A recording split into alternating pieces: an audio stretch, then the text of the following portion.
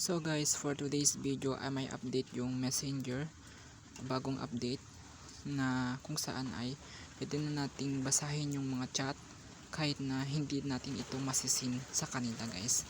Ayan, kahit na hindi na tayo gumamit ng restrict and archive, ganun guys.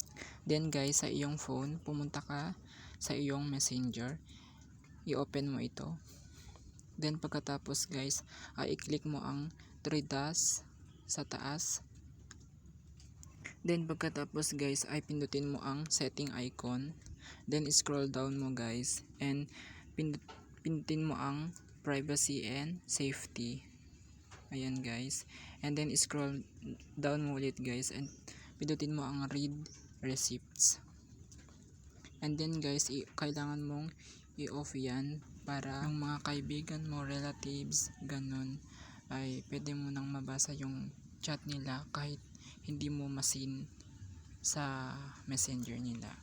Ayun guys, ganyan lang ang gawin nyo guys. So guys, kung nagustuhan nyo ang video ito, don't forget to follow, like, share, and huwag mo ding kakalimutang i-subscribe ang aking YouTube channel. Thank you for watching.